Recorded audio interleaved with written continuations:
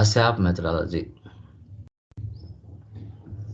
ఈ ASAP methodology అంటే ఏంటి, ఎందుకు దీన్ని ఉపయోగిస్తారు, ఏ పర్పస్ కోసం దీన్ని ఉపయోగిస్తారు? యాక్చువల్గా టైప్స్ ఆఫ్ మెథడాలజీస్ మనకి ఎన్ని ఉన్నాయో చూడండి. దీన్ని ప్రాజెక్ట్ ఫేస్ అని కూడా అంటారు.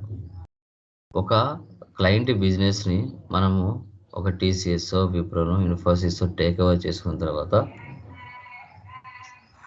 పూర్తిగా ఒక క్లయింట్ బిజినెస్ ఎస్ఏపీలోకి మ్యాప్ చేయడానికి, ఆ ఇంప్లిమెంటేషన్, ఆ ప్రాజెక్ట్ని కంప్లీట్ చేయడానికి 16 months వరకు టైం పడుతుంది. అది మీరు చెప్పాలి, ఇంటర్వ్యూలో అడిగినప్పుడు చెప్పొచ్చు. ఒక ప్రాజెక్ట్ మినిమం అంటే మినిమం ఎన్ని మంత్స్ కంప్లీట్ అవ్వడానికి చాలా టైం పడుతుందంటే 16 months అని చెప్పాలి. ఈసీసీ 6.0 దీనిలో ASAP methodology, waterfall methodology, agile methodology అని ఉంటాయి. ఈ మూడిట్లో ఎస్ఏపి కంపెనీ అసాప్ మెథడాలజీని ప్రిఫర్ చేసింది. ఆ ప్రాసెస్ బాగుంటుంది, స్టెప్ బై స్టెప్ దాన్ని ఫాలో అవ్వండి అనేసి. తర్వాత S/4HANAలో కూడా 3 మెథడ్స్ ఉన్నాయి: activate, brown field, green field. ఈ S/4HANAలో వచ్చేసి యాక్టివేట్ మెథడాలజీని ఫాలో అవ్వండి, ఆ ప్రాసెస్ బాగుందని చెప్పారు. S/4HANAలో మనకి యాక్టివేట్ మెథడాలజీని ఉపయోగిస్తారు. ఈసీసీ 6.0లో అసాప్ మెథడాలజీని ఉపయోగిస్తారు.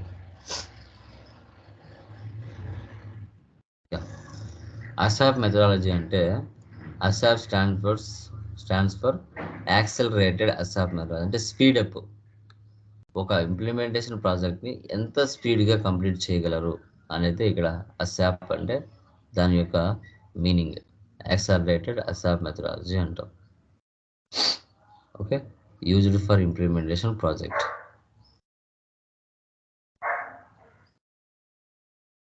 ఇంప్లిమెంటేషన్ ప్రాజెక్ట్ ఏంటి? So implementation become smooth and easier, most efficient and effective manner and utilization of project resource, time, quality, project and other resources. ఒక ఇంప్లిమెంటేషన్ వచ్చిన తర్వాత, ప్రాజెక్ట్ వచ్చిన తర్వాత దాన్ని ఎంత స్మూత్గా, ఎంత ఈజీగా మనం ఇంప్లిమెంటేషన్ చేయాలి, ఎఫెక్టివ్ మేనర్లో, మోస్ట్ ఎఫిషియెంట్లో వర్క్ చేస్తూ సక్సెస్ఫుల్గా ముందుకు తీసుకోవాలి.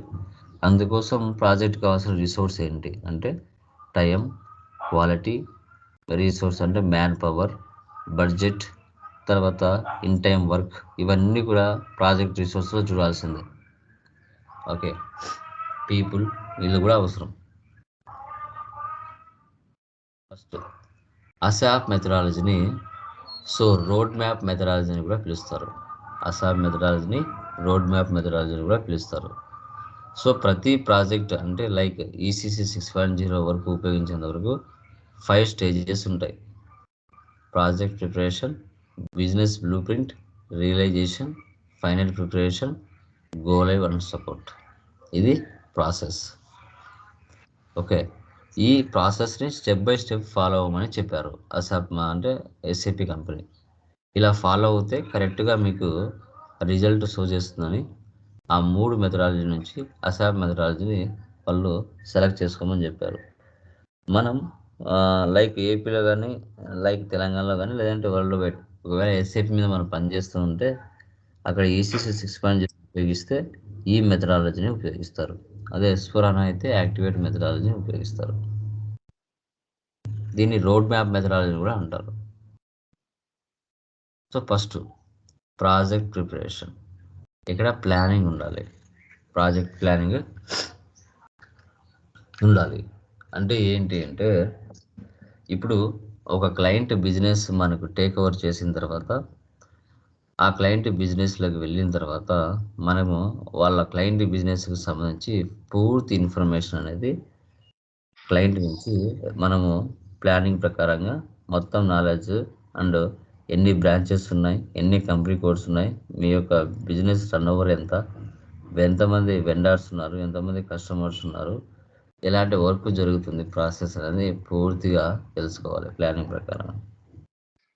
తర్వాత దాన్ని బట్టి మనకు ఆ క్లయింట్ బిజినెస్లో ఒక ప్రాజెక్ట్లో మనకి ఎంతమంది ఎంప్లాయీస్ అవసరం అవుతారు, ఎన్ని టీమ్స్ కావాలి, ఆ టీంలో రోల్స్ ఫైనలైజేషన్ చేస్తారు. అంటే ఎఫ్ఐ కన్సల్టెంట్ ఎంతమంది కావాలి, SD consultant, SD consultants, end users, project managers, ఎవరెవరు ఎంతమంది కావాలి, ఎన్ని టీమ్ సైజులు కావాలి అనేది కూడా రోల్స్ ఫైనలైజేషన్ జరుగుతుంది. తర్వాత కిక్ ఆఫ్ మీటింగ్స్ కండక్ట్ చేస్తారు క్లయింట్స్తో. మీటింగ్స్ కండక్ట్ చేసుకొని వాళ్ళ నుంచి పూర్తి ఇన్ఫర్మేషన్, ప్రాజెక్టు కావాల్సిన పూర్తి ఇన్ఫర్మేషన్ ఆ కిక్ ఆఫ్ మీటింగ్స్లో క్లయింట్స్ దగ్గర నుంచి ఇన్ఫర్మేషన్ గెయిన్ చేస్తారు. తర్వాత ఎస్ఎల్ఏ, సర్వీస్ లెవెల్ అగ్రిమెంట్ రాసుకుంటారు. ఇప్పుడు ఒక సినిమాను, ఒక ప్రాజెక్టు 3 months 4 months కంప్లీట్ చేయడానికి ఏ విధంగా అగ్రిమెంట్ రాసుకుంటారో అదే విధంగా ఇక్కడ కూడా అగ్రిమెంట్ రాసుకుంటారు. బడ్జెట్ ఎంత, ఎన్ని మంత్స్ టైం పడుతుంది, ఓకే, సో ఎప్పుడు లోపల కంప్లీట్ చేస్తారు ప్రాజెక్ట్ని అని అగ్రిమెంట్ రాసుకుంటారు. రాసుకొని ప్రాజెక్ట్ కంప్లీట్ అయిన తర్వాత సైన్ అప్ చేస్తారు. ఓకే, మీ యొక్క బిజినెస్ ప్రాసెస్ మొత్తాన్ని నాన్ ఎస్ఏపీ నుంచి ఎస్ఏపీలకి డేటా మేము పంపించేసాము, ఒకసారి మీరు డాక్యుమెంటేషన్ చెక్ చేసుకొని అని చెప్పి ఆ ప్రాజెక్ట్కి సైన్ అప్ చేస్తారు. అలా ఆ విధంగా మనము స్టార్ట్ చేయాల్సి వస్తుంది. యా, నెక్స్ట్ ఎగ్జాంపుల్ ఇలా Tally data migrate non SAP to SAP first time. ఇది వైజాగ్ స్టీల్ కంపెనీ అనుకోండి, వీళ్ళు టాలీ సాఫ్ట్వేర్ను ఉపయోగిస్తున్నారు. వీళ్ళు ఏం చేస్తున్నారంటే ఎస్ఏపీ సాఫ్ట్వేర్ని ఉపయోగించాలనుకున్నారు ఫస్ట్ టైం. కాబట్టి ఈ వైజాగ్ స్టీల్ కంపెనీ ఏం చేస్తుంది, డైరెక్ట్గా ఎస్ఏపీ కంపెనీ దగ్గరికి వెళ్ళి కొనలేదు సాఫ్ట్వేర్ని. కాబట్టి మధ్యలో మీడియేటర్ థర్డ్ పార్టీ కంపెనీస్ ఉంటాయి, IT companies, Wipro, Infosys, IBM, TCS. వీళ్ళు ఏం చేస్తారంటే వాళ్ళ పని అదే, ఎవరికైతే క్లయింట్స్ డేటాకి సాఫ్ట్వేర్ అవసరం ఉంటుందో అలాంటి వాళ్ళని కలిసి వాళ్ళ దగ్గర నుంచి ప్రాజెక్టులు తీసుకొని వాళ్ళ డేటాను ఎస్ఏపీలోకి మ్యాప్ చేయడం. అప్పుడు మనం వైజాగ్ స్టీల్ కంపెనీ విప్రోని కాంటాక్ట్ అయింది. విప్రో డైరెక్ట్గా ఎస్ఏపీ దగ్గర వెళ్ళి సాఫ్ట్వేర్ పర్చేజ్ చేసి వీళ్ళ వైజాగ్ స్టీల్ కంపెనీలో ఇన్స్టలేషన్ చేసి వర్క్ స్టార్ట్ చేస్తాడు. సో అందుకు గాను వైజాగ్ స్టీల్ కంపెనీ ఏం చేస్తుంది, విప్రో కంపెనీకి ఒక బడ్జెట్ అలొకేట్ చేస్తుంది. ఆ బడ్జెట్ ప్రకారంగా డబ్బులు ఇస్తుంది. మధ్యలో మీడియేటర్గా ఉండి వాళ్ళ వర్క్ చేసి పెడతాడు. ఇవి ఐటీ కంపెనీస్. తర్వాత నెక్స్ట్ ఇంప్లిమెంటేషన్ ప్రాజెక్ట్ అయిపోయింది ఫస్ట్. నెక్స్ట్ సెకండ్ ఫేజ్ ఏంటి, business blue print documentation. Okay, ఇక్కడ యాజ్ ఈజ్ ఇన్ఫర్మేషన్ అన్నాం. యాజ్ ఈజ్ ఇన్ఫర్మేషన్ అంటే ప్రజెంట్ క్లయింట్ బిజినెస్ ప్రాసెస్. మనం క్లయింట్ బిజినెస్లోకి వెళ్ళిన తర్వాత ఆ క్లయింట్ దగ్గర నుంచి టోటల్ ఎఫ్ఐ కన్సల్టెంట్ ఇన్ఫర్మేషన్ తీసుకుంటాడు. ఎన్ని కంపెనీస్ ఉన్నాయి, గ్రూప్ ఆఫ్ కంపెనీస్, ఎన్ని కంపెనీ కోడ్స్ ఉన్నాయి, ఎన్ని బిజినెస్ ఏరియాస్ ఉన్నాయి, ఎంత టర్న్ ఓవర్ జరుగుతుంది, ఎక్కడెక్కడ నీకు క్లయింట్స్ ఉన్నారు, లైక్ కస్టమర్స్ లైక్ వెండర్స్, వీళ్ళందరి డేటా నుంచి యాజ్ ఈజ్ ఇన్ఫర్మేషన్ అంటాం. సో తర్వాత అదంతా ఇన్ఫర్మేషన్ తీసుకున్న తర్వాత టు బి ఇన్ఫర్మేషన్ మనం ఏం చేస్తాం, total estimated or future document. వాళ్ళ బిజినెస్ ప్రాసెస్ మొత్తాన్ని కూడా ఒక డాక్యుమెంటేషన్లో ప్రిపేర్ చేసి ఎస్టిమేటెడ్ అంటే ఫ్యూచర్. ఇప్పుడు ప్రజెంట్ ఈరోజు తీసుకున్నాం ఇన్ఫర్మేషన్, వాళ్ళ వర్క్ అంతా చేసిన తర్వాత డాక్యుమెంటేషన్ రూపంలో వాళ్ళకి టు బి ఇన్ఫర్మేషన్ మనం సబ్మిట్ చేస్తాం క్లయింట్కి. తర్వాత gap analysis, difference between as is and to be. మనం ఇన్ఫర్మేషన్ తీసుకునేటప్పుడు కరెక్ట్గా తీసుకోలేకపోయినా, ఇన్ఫర్మేషన్ ఇచ్చేటప్పుడు కరెక్ట్గా ఇవ్వకపోయినా ప్రాజెక్ట్ని లాస్ అవుతాం. ఆ గ్యాప్ ఎక్కడ ఉందో అనేది మనం అనాలిసిస్ చేయాలి.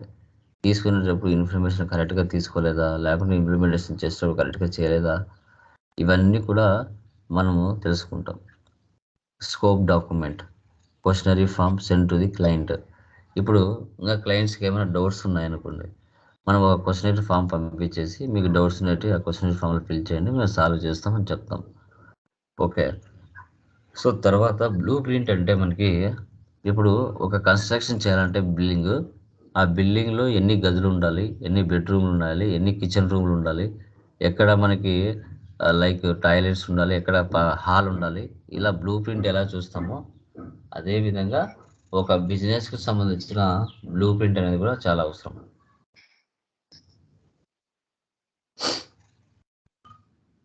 తర్వాత ఫేజ్ 3 రియలైజేషన్ కాన్ఫిగరేషన్స్ అంటాం. 2 types ఆఫ్ కాన్ఫిగరేషన్స్ ఉంటాయి దీంట్లో. ఒకటి బేస్ లైన్ కాన్ఫిగరేషన్, ఒకటి ఫైనల్ కాన్ఫిగరేషన్. ఇంటర్వ్యూలో అడిగినప్పుడు మీరు చెప్పచ్చు. బేసిక్ కాన్ఫిగరేషన్ అంటే బిజినెస్లో జరిగే daily day to day transactions. ఇవన్నీ 80% వరకు మనకి ఎఫ్ఐ కన్సల్టెంట్ ఆ బిజినెస్లో జరిగే ప్రతి యాక్టివిటీ కాన్ఫిగరేషన్ ఎస్ఏబిలో చేస్తాడు. Enterprise structure, global settings, chart of accounts, accounts payable, accounts receivables, okay, asset accounting, cost centres, ఇవన్నీ కాన్ఫిగరేషన్లు అన్నీ చేయాల్సిన పని 80% వరకు ఎఫ్ఐ కన్సల్టెంట్ చేయాల్సిందే. అందుకే అతనికి శాలరీస్ ఎక్కువగా ఉంటాయి. Final configuration, gaps, integrations, MM SD, HR, ఇవన్నీ కూడా 20% వరకు అదర్ పర్సన్స్ అవసరం ఉంటుంది.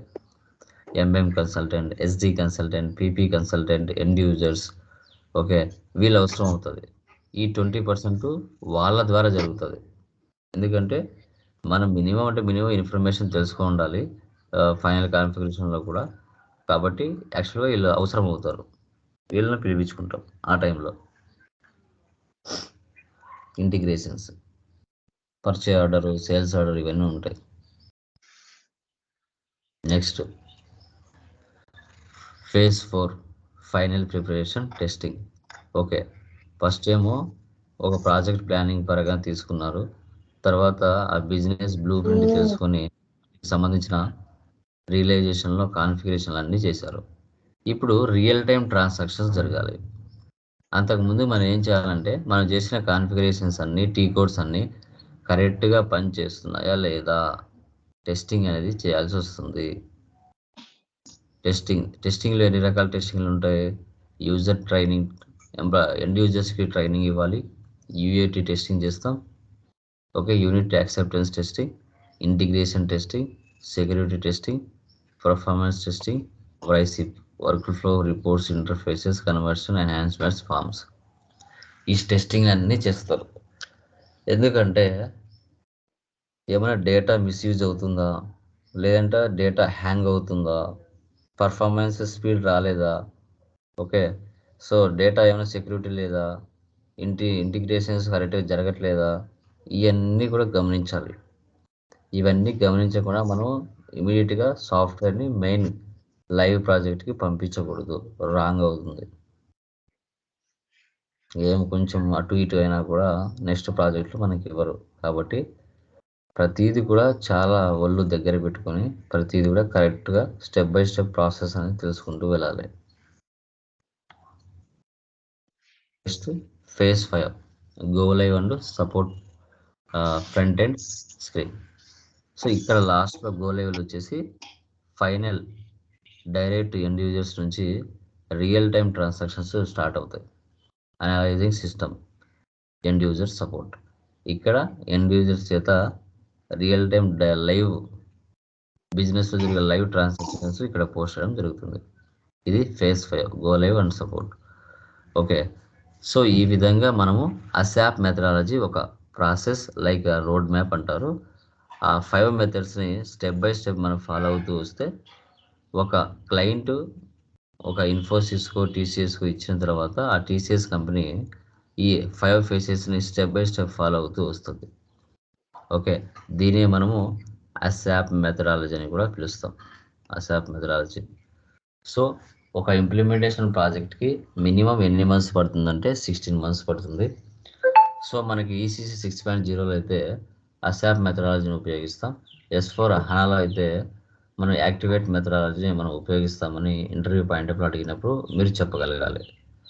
ఓకే, సో అసాప్ మెథడాలజీకి మరొక పేరు వచ్చేసి మనకి రోడ్ మ్యాప్ మెథడాలజీని కూడా పిలుస్తారు. ఓకే, సో అది. ఎనీ డౌట్స్ మా? ఏమైనా డౌట్స్ ఉన్నాయా ఇంకా?